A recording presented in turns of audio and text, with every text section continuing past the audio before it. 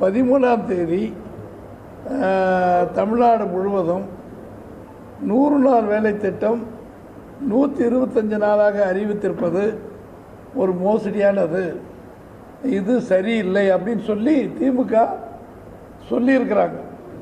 அதுக்கு பதில் கொடுப்பதற்கு 150 நாள் வேலையை அதிமுக கழகம் கொடுக்கும், 125 நாள் ஆக்கினதும் அதிமுக கழகத்தினுடைய கூட்டணியான பாரதிய ஜனதாவோட நாங்கள் பேசியிருக்கிறோம். அவர்களுக்கு சம்பள உயர்வு அத்தனையும் தரப்படும். அது பொதுமக்கள் எடுத்துள்ளதற்காக 13ஆம் தேதி ஒரு ஆர்ப்பாட்டம் தமிழ்நாடு முழுவதும் ஒன்றிய அலுவலகத்துக்கு முன்பு அல்லது இடங்களில் போட்டுக்கிறது அறிவிச்சிருக்கார் மாண்புமிகு எடப்பாடி அவர்கள். அது பற்றிய விளக்கத்தை இன்றைக்கு நாங்கள் கொடுத்திருக்கோம். அப்போ அந்த கூட்டம் நடந்திருக்கு. திமுக வந்து இன்னும் கூட்டணி காங்கிரஸோட கூட்டணி வந்து இன்னைக்கு தான் பேச்சுவார்த்தையே நடக்குது அப்படிங்கிற மாதிரி சொல்லியிருக்காங்க. நாங்கள் என்ன பண்ணுறது? இதுக்கு இந்த கேள்விக்கு என்ன பதில் சொல்கிறது? அது தலையெழுத்துப்படி நடக்கிட்டு போய் எங்களை போட்டு கொள்வீங்க. பலமா இருக்கு, எங்களோட கூட்டணி பலமா இருக்கு, நாங்க தான் வெற்றி பெறுவோம்னு சொல்றாங்க. ஆனா கூட்டணி பேச்சுவார்த்தையை இப்பதான் காங்கிரஸ் தொடங்கியிருக்காங்க. அதான் தம்பி, அப்ப பலம் இல்லை, தோல்வி அடையது நிச்சயம். பார்த்துங்க, அவ்வளவுதான் நம்ம சொல்ல முடியும். வேற என்னப்பா சொல்றது? என்னங்க பேப்பர்ல எல்லாம் அறிவிக்கும் போது தான் தெரியும், எங்களுக்கு மட்டும் எப்படி தெரியும்? என்னங்க எல்லாமே ரகசியம் தாங்க, நான் வெளியே சொல்ல முடியுமா? இவரு கூட இருக்காரு ஸ்டாலின் ஐயா கூட, அவங்கள போய் கேட்டாலும் சொல்லிடுவாங்களா? எல்லாம் முடிவானதான் தெரியுங்க. ஊழியர் சங்கங்கள் அனைத்துமே தொடர்ந்து போராட்டத்தில் ஈடுபட்டு வர்றாங்க. இன்னைக்கு கூட 5 சங்கங்கள் போராட்டத்தில் ஈடுபட்டு வர்றாங்க. இதனால என்னன்னா ஊராட்சிகள்லயும் எந்த பணிகள் நடைபெறல, வருவாய்த்துறையில நடைபெறல, அதே மாதிரி பள்ளிகள் கல்லூரிகள்லயும் நடைபெறாமல் இருக்கு. இந்த இதை எப்படி நினைப்பாங்க? அருமையான கேள்வி தம்பி. எல்லா நிருபர்களும் இதை கேட்டதா வச்சுங்கப்பா. இந்த ஆட்சியே ஒரு மோசமான ஆட்சி என்பதற்கு இதுதான் அடையாளம். நேற்று ஜாக்டோ ஜிகோ எதுக்கோ கூட்டமெல்லாம் போட்டு பாராட்டு கூட்டம்லாம் பண்ணுறாங்க. ஆனால் இவங்களுடைய கோரிக்கைகள் நிறைவேற்றப்படவில்லை, ஏமாற்றவில்லை. அது விளக்கங்கள் ஏற்கனவே எடப்பாடியார் கொடுத்துருக்க அரசு ஊழியர்களுக்கு எல்லாம் செஞ்சிட்டோன்னு சொல்றதுல பொய். அதற்குரிய விளக்கங்கள் கொடுத்துருக்கு, தனியாகவே உங்களுக்கு நோட்டீஸாக கொடுத்துட்றோம். அவர் கொடுத்த விளக்கங்கள் இது ஏமாற்று வேலை என்பது அரசு ஊழியர்கள், ஆசிரியர்கள், கல்லூரி ஆசிரியர்கள், துப்புரவு ஊழியர்கள், அங்கன்வாடி ஊழியர்கள் அன்றைக்கி எல்லாரும் முன்னால் சந்தித்தோம். நிச்சயமாக எங்கள் ஆட்சி வரும், நாங்கள் அவங்களுக்கு வேண்டிய அத்தனை நன்மை செய்வோம். இல்லை இப்போ எல்லாருமே பரீட்சை நடக்க போகுது. இந்த டைத்தில் கல்வி மாணவர்கள் ஆசிரியர்கள் போராட்டம், அதே மாதிரி அங்கன்வாடி பணியாளர்கள் தொடர்ந்து போராட்டத்தில் ஈடுபட்டிருக்காங்க. பேராசிரியர்கள் போராட்டத்தில் ஈடுபடுறது, இதனால பாதிக்கப்பட போறது மாணவர்கள் தானே. அரசு மௌனமாகவே இருக்கிறது, மாணவர்களுக்கு பாதகமாக தான் இருக்கிறது. நான் சொல்ல வேண்டிய பதிலை நீங்கள் கேள்வியாக கேட்குறீங்க. இந்த போராட்டத்தினால் பாதிக்கப்படுகிற மாணவர்கள், அரசு, பொதுமக்கள் அத்தனையும் கடந்த 3 மாதமாக ஸ்தம்பித்து போய் கிடக்குது. துப்புரவு தொழிலாளர்கள் போராடியதை எப்படி கைது செய்தார்கள் சென்னையில் உங்களுக்கு தெரியும். இப்போ கூப்பிட்டா அவங்களுக்கு காலையில் சாப்பாடு போடுறேன். இந்த ஞானோதயம் இப்போ தான் வருதா? 4 வருஷம் 10 மாதம் முடிஞ்சிருச்சு. இன்றைக்கி திடீர்னு எல்லாம் திடீர்னு சோறு போடுறாங்க, அவங்களுக்கு டேபிள் கொடுக்குறாங்க. இது வரைக்கும் அப்படி தான் நடத்துனாங்களா? அதிமுக அத்தனை பாதுகாத்து கொள்ள துப்புரவு தொழிலாளர்கள் அல்லது அவருடைய கோரிக்கை நிறைவேற்றப்படும் சொன்னதுக்கு பின்னால் இப்போ புதிய ஒரு படை மாதிரி பண்ணிக்கிட்டு இருக்காங்க. ஏமாற்று வேலை என்பது துப்புரவு தொழிலாளர்கள் அதில் பயன்படுற மற்ற தோழர்கள்லாம் உணர்ந்திருக்காங்க, பொதுமக்களும் உணர்கிறாங்க. இது ஏமாற்று வேலையை இப்போ திமுக செய்து கொண்டிருக்கிறது. தேர்தலுக்கு 1 மாத காலமே இருக்கக்கூடிய நிலையில இன்னைக்கு உங்களுடைய கனவை சொல்லுங்க, நான் நிறைவேற்றி தரேன் அப்படின்ற மாதிரி ஒரு புதுசா ஒரு விஷயத்த சொல்றாரு. அதான் உங்க கனவு என்னன்னு இவர் கேட்டு என்ன கனவு எதிர்பார்க்கிறாரு தெரியல. ஆனால் பொதுமக்கள் இந்த ஆட்சி போக வேண்டும், ஆட்சி ஒழிய வேண்டும், அதிமுக ஆட்சி வர வேண்டும், எடப்பாடி முதலமைச்சராக வர வேண்டும் என்பதுதான் கனவு.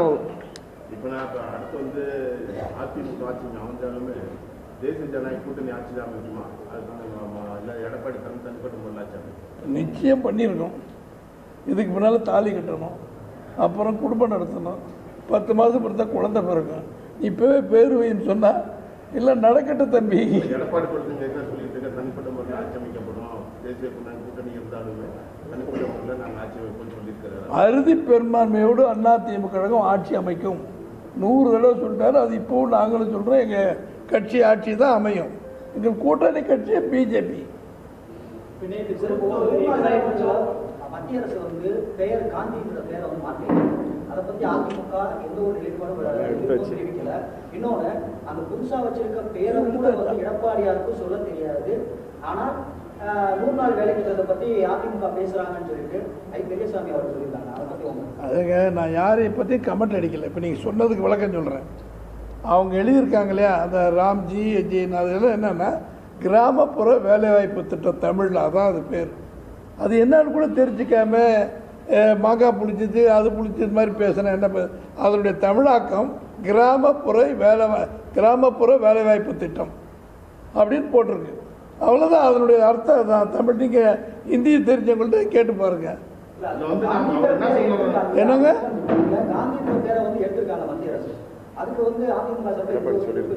இல்லைங்க, அதுக்கெல்லாம் பதில் சொல்லிட்டு இப்போ பல திட்டங்களுக்கு மகாத்மா காந்தி பேர் வச்சுருக்காங்க. இதில் கிராமப்புற வேலைவாய்ப்பு திட்டம்னு அதுக்கு அழகாக சொல்லியிருக்காங்க அவங்க ஹிந்தியில். அதுக்கு மக்களுக்கு அது புரியணுங்கிறது தான். இவங்க வச்சுருக்காங்க, முதல்ல வச்சவங்க அது வச்சுருக்காங்க, தப்பு இல்லை. ஆனால் இப்போ வச்சிருக்கிற பேர் கிராமப்புற வேலைவாய்ப்பு திட்டம். அதான் அந்த ஹிந்தி எழுத்தினுடைய தமிழாக்கம். அதை கொஞ்சம் தெரிஞ்சுக்க சொல்லுங்கள். யாரோ தப்பாக சொன்னாங்கன்னா ஹிந்தி தெரிஞ்சவங்கள்ட்ட அதை கேட்டு என்ன வேலைன்னு கேட்டுக்கணும். சார், 2014, 2019, 2024 இந்த 3 தேர்தல்களிலும் புதிய தமிழகம் கட்சி வந்து போட்டியிடங்களில் கூட்டணி கட்சியினர் வந்து சரியாகவே வேலை செய்யல, அதனால நாங்கள் தோற்றுவோம் அப்படின்னு சொல்றாங்க. இந்த தேர்தல்களில் பெரும்பாலும் அங்க வச்சது ஏடிஎம்கே கூட்டணி தான். அப்போ அவரோட குற்றச்சாட்டு அதிமுக புதிய தமிழகமா யார்? இல்லை, அது அவருடைய கருத்தில் நம்ம இப்போ என்னங்க பண்ண 10 வருஷத்துக்கு முந்தைய நடந்தல இப்போ கேட்டிங்கன்னா அவருடைய அனுபவங்கள் எதை சொன்னாலும் தெரியல. அவரிடமே கேட்டுக்கொள்ளுங்க. குரூப் 2 எக்ஸாம் வந்து கால்பாஸ் பண்ணி டோட்டலாக வந்து நிறுத்தியிருக்காங்க. மார்ச் 15 நடக்குது. இதுவரை நடந்ததே கிடையாது. குரூப் எக்ஸாம் அறிவிச்சு டேட் அது வந்து சென்ட்ரல் என்ன நினைக்கிறீங்க? இது ஒன்றே போதுங்க. ஆட்சி திறனற்ற, நிர்வாக திறமையற்ற, அட்மினிஸ்ட்ரேஷன் தெரியாத மோசமான ஆட்சி என்பதற்கு இதுதான் சாட்சி. எவனாவது யாராவது இப்படி பண்ணுவாங்களா? பிள்ளைகளாக பாதி எழுதிக்கிட்டு இருக்கு பரீட்சைகளை. இன்னைக்கு இப்போ இருந்து பரீட்சை இல்லைன்னு சொன்னால் கண்ணீர் மழுக வந்திருக்குன்னு நம்ம திண்டுக்கல் பேப்பரில் தான் போட்டிருக்கீங்க. தர்மமே இருக்குதுன்னா நீங்கள் தான் கேட்கணும். இதெல்லாம் இது மோசமான ஆட்சிக்கு இது ஒரு உதாரணம். இன்னும் என்ன பாக்கி இருக்குன்னு பார்த்துக்குங்க. அதில் வரும்போது அந்த தேர்தலுக்குள்ள தெரியும். தேமுதிக கூட மாண்புமிகு எல் முருகன் அவர்களும் மாண்புமிகு நேற்று நடந்த பிஜேபி கட்சி கூட்டத்திலும் அவர்கள் அறிவித்திருக்கிறார்கள். தேசிய தலைமை அவங்களோட பேசிகிட்டு இருக்காங்க. அவங்களுடைய எதிர்பார்ப்பு என்ன, அவங்களுடைய என்ன பிரச்சனைகள் எதுங்கிறத இதில் மாநில அளவில் முடிக்க முடியாதனால அவங்க எடுத்துக்கிறாங்க. நல்ல விதமாக முடியும். அது நல்லபடியாக அவங்களும் சொல்லிக்கிட்டு இருக்காங்க. நாங்களும் அதான் எதிர்பார்க்குறோம். பெரியபடத்தில் பேசக்கூட அப்புறம் நீ சொல்லு. பிஜேபி தானே எங்கள் கூட்டணி சார். யார் பண்ணாலும் எல்லாமே சாப்பாட்டில் கத்திரிக்காய் காயெல்லாம் வைக்கிற மாதிரி தான் அது. எங்களுக்கு தான் அது நம்ம கூட்டணிக்கு தான் வரும். அவங்க கூட்டினாலும் சரி, யாருக்கு ஒவ்வொரு கட்சிக்கும் பல அவங்களுக்கு அன்பாக இருக்கிறவங்கள்ட்ட அவர் பேசி வர சொல்லியிருப்பாங்க. எங்களுக்கு அன்பாக இருக்கிறவங்க நாங்கள் கூப்பிட்டுருப்போம். நாங்கள் நம்பி வருவாங்க, அவங்கள நம்பி வருவாங்க. பல பேர் அப்படி இருப்பாங்க இல்லையா? அதனால் அவர் பிஜேபி கூட்டினாலும் எங்கள் கூட்டணிக்கு இந்த தேசிய ஜனநாயக கூட்டணி சொல்லி அதிமுக தலைமையிலேங்கிற எங்கள் கூட்டணிக்கு தான். கூட்டணியின் போது அவங்க தலைமையில தான் கூட்டணி பேச்சுவார்த்தை எல்லாமே கட்சி இணைப்பு எல்லாம் நடக்கும். ஆனால் இப்போ இன்றைக்கு உள்ள காலத்தில் வந்து பிஜேபி தான் அதை வந்து முன்னெடுத்து நடத்திட்டு இருக்காங்க. அப்போ இப்போ எதிர்கட்சி தலைவர் வந்து திறன்கள் இருக்கிறாரா அப்படின்ற ஒரு கேள்வி. நீங்கள் நல்லா புரிஞ்சுக்கணும். நீங்கள் பிறகாதுக்கு முந்தி பிறந்தவங்க ஜெயலலிதா அம்மா. ஏதோ ஒரு விஷயத்தில் கேள்விப்பட்டு சொல்கிறீங்க. கூட்டணி இப்போவும் நாங்கள் தான் பேசிக்கிட்டு இருக்கோம். வேறு யாரும் இல்லை. சில முரண்படாத கூட்டணி கட்சி தலைவர் இருப்பாங்க. மத்திய அரசாங்கத்தில் ஏதாவது ஒரு பதவி கேட்பாங்க, மத்திய அரசாங்கத்தில் ஏதாவது கேட்பாங்க. அப்போ நீங்கள் அங்கேயே பேசிக்கன்னு சொல்லி முடிவு வந்து சாதகமாக இந்த கூட்டணிக்கு வரும். அதனால் பேசிக்கிறாங்க. தவிர இந்த கூட்டணி அமைத்தது எல்லாமே எடப்பாடி பழனிசாமி அவர்கள் தான். அவர் தான் போய் பேசி முடித்து அமித்ஷா வந்து இங்கே அறிவித்தார். எங்கள் கூட்டணிக்கு தலைவர் எடப்பாடி பழனிசாமி, எங்கள் கூட்டணியின் தலைமை அதிமுக கழகம். இதை விட என்ன செய்ய சொல்றீங்க? தேர்தல் அறிவிக்கை எல்லாமே எடப்பாடி பழனிசாமி தேர்தல் அறிவிக்கை எல்லாமே வந்து திமுகவுடைய காப்பி தான் அப்படின்னு சொல்லி அமைச்சர் சிவசங்கர் காலையில் பேட்டி கொடுத்திருக்காரு. இந்தியா வரைக்கும் அறிவிச்ச எல்லா அறிவிக்கையும் சரி, இனி வரக்கூடிய எல்லாமே இதுக்கு முன்னாடி திமுக அறிவிச்சதுதான் வரப்போகுது அப்படிங்கிற மாதிரி. இந்தியா முழுவதுமே 1000 கட்சிகள் இருக்கு. ஒவ்வொரு கட்சியும் அவங்க தேர்தலுக்கு நான் அதை செய்வேன் இதை செய்ய வைப்பாங்க. எங்களுக்கு தெரிஞ்சதை நாங்கள் முன்கூட்டி அறிவிக்கிறோம். போன தடவை 1500 ரூபா நாங்கள் சொன்னோம். ஒரு மகளிருக்கு 1500 ரூபா. அது அந்த தேர்தல் காலத்தில் முதல்ல 1000 சொன்னது எடுப்பட்டு போச்சு திமுக. அது எங்களுக்கு அடிபட்டு போச்சு. இப்போ 2000 தரோன்னு சொல்லியிருக்கோம். அதனால தான் முந்திக்கிறோம். இதுக்கு வைத்து அடித்தா நாங்கள் என்ன பண்ணுறது? நீங்களே அறிவிங்க, அவங்கள்ட்ட கேளுங்க தம்பி. 2026 தேர்தலில் இரியா நீ வேற என்னமோ நாடு அழிச்ச மாதிரி முடிய சொல்லு. 2026 தேர்தலில் வாக்காளர்கள் 50% வரைக்கும் திமுக பெறுன்னு சொல்லி ஐபிஎஸ்சி சொல்லியிருக்காங்க. மற்ற தான் அனைத்து கட்சிகளுக்கும் 50% திமுக தான் கூட்டணி பெறுன்னு சொல்லி ஐபிஎஸ் சொல்லியிருக்காங்க. இப்போ எங்கள் கூட்டணி, மத்திய அரசாங்கம், மாநில இருக்கிற அமைப்புகள், எங்களுடைய தனிப்பட்ட சர்வேகள் எல்லாமே சொல்லுவது 60% மக்கள் அதிமுக பிஜேபி கூட்டணிக்கு வந்து விட்டார்கள். அனைத்து கூட்டணி எங்களோட தான். 60 பெருசா 50 பெருசா நீங்க பாத்துங்க. செங்கோட்டை காலையில் ப்ரெஸ் மீட்டில் இது தாவேக்காக்கும் என்னங்க எனக்கு ஒரு சவுண்டா சொல்லுங்க தம்பி. அவர் சொல்றாரு. நீங்க என்ன தீர்ப்பு சொல்றீங்க அதுக்கு? பிஜேபி அகில இந்திய கட்சி அதிமுக தலைமையில் நாங்கள் இயங்குறோன்னு சொல்லிட்டாங்க. அவர் பெரிய மனுஷன் அப்படி சொன்னால் நாங்கள் என்ன பண்ணுறது? நீங்கள் தான் புரிஞ்சுக்கணும். இன்னைக்கு பேப்பரில் அந்த ஒய்பிசிஆர் மகன் அவர் என்ன ரெட்டி முன்னாள் முதலமைச்சர் ஜெகன்மோகன் ரெட்டிக்கிட்ட இவர் பேசியிருக்காரு விஜய். அப்போ அதில் வருகிற கருத்துக்கள் உண்மையா பொய்யான்னு தெரியாது. உனக்கு எதிரி திமுக தானே, அதை மட்டும் பேசு. மத்திய அரசாங்கத்தில் ஏன் எதுக்குறேன்னு அவர் அனுபவத்தில் சொல்றதா வந்திருக்கு. உண்மையா பொய்யான்னு தெரியாது. பதில் அதுலேயே இருக்கு, பார்த்துங்க. இப்ப ஒவ்வொரு தடவையும் ஒவ்வொருத்தரும் ஆட்சி அமைக்கிறப்ப ஆட்சிக்கு முன்னாடி தேர்தல் வாக்குறுதியா டாஸ்மாக் கடைகள் படிப்படியாக குறைக்கப்படும். என்னதுங்க? டாஸ்மாக் கடைகள் படிப்படியாக கரெக்ட் அப்படிங்கிறது ஒவ்வொருத்தருடைய தேர்தல் வாக்குறுதியை ஆட்சி அமைக்கிறதுக்கு முன்னாடி வாக்குறுதியில இருக்கு. ஆனா ஒவ்வொரு தடவையும் ஒவ்வொருத்தரும் பதவியேற்பதற்கு அடுத்து பாத்தீங்கன்னாக்கும் படிப்படியாக உயர்த்திக்கிட்டு தான் இருக்காங்களே தவிர எந்த இடத்துல குறைஞ்ச மாதிரி தெரியல. வரக்கூடிய காலங்களில் உங்கள் அறிக்கையில் இந்த மாதிரி எதுவும்? அதாங்க எங்கள் அறிக்கை வரும்போது அது தெரியும். இப்போ நீங்கள் இப்போ நாங்கள் எல்லாருமே டாஸ்மாக் கடை, மதுவிலக்கு, கஞ்சா, போதை இது இப்போ இருக்கிறது பூரா சட்டப்படி இந்த கட்சியில் இந்த ஆட்சியில் தான் இருக்குது. சின்ன சின்ன பையன்லாம் இப்போ மென்னுக்கிட்டு இருக்கான் கஞ்சாவை.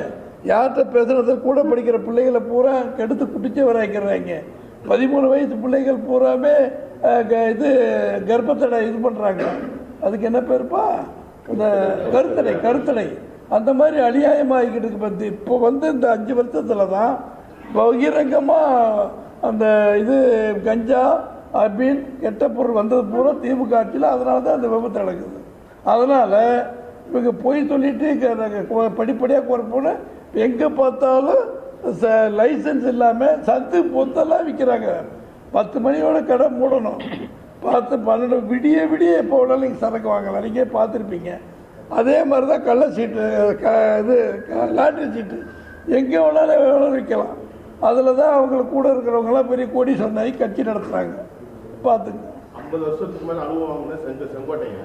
இவர் பார்த்து நேற்று பேட்டி கொடுக்கும்போது விஜய்க்கு புரட்சி தலைவர்னு ஒரு பட்டம் கொடுக்கணும்னு சொல்லி சொல்லியிருக்காரு. அதை பற்றி நீங்கள் என்ன? அதை பற்றி நான் கண்ணீர் விடத்தான் வேண்டும். எங்களோட இருந்த ஒரு பெரிய மனிதன் இவ்வளவு கீழ்த்தரமாக போயிட்டாங்க. பிரச்சனை. நீங்கள் எனக்கு ஒரு தகுதி, அண்ணன் செங்கோட்டையனாருக்கு ஒரு தகுதி, எல்லாத்துக்கும் ஒரு இருக்குங்க. அவர் எல்லாரும் சின்ன சின்ன தாளத்தில் அடிப்பாங்க. பெரிய தாம்பாள தட்டு அடிக்கிறார். டம்பு இந்த இதில் சர்ச்சில் அடிப்பாங்கல்ல, பெரிய பெரிய மணிக்கட்டு, அதில் எடுத்து அடிக்கிறாரு. அப்பவும் அவருக்கு 4வது தான் உட்கார வச்சுருக்காங்க. எங்களது முதலிடம் அவருக்கு. நிலைமையை நினைச்சு கண்ணீர் வடிக்கிறேன். எங்களுக்கு நிலையை அந்த வந்துடக்கூடாதுன்னு சொல்லி அவர் தேவையில்லாத அவருடைய நிலையை தாழ்ந்து விட்டது. நீங்கள் சொல்கிறபடி அவர் நிலை தாழ்ந்து விட்டது. அவர் இப்படி சொல்லக்கூடாது.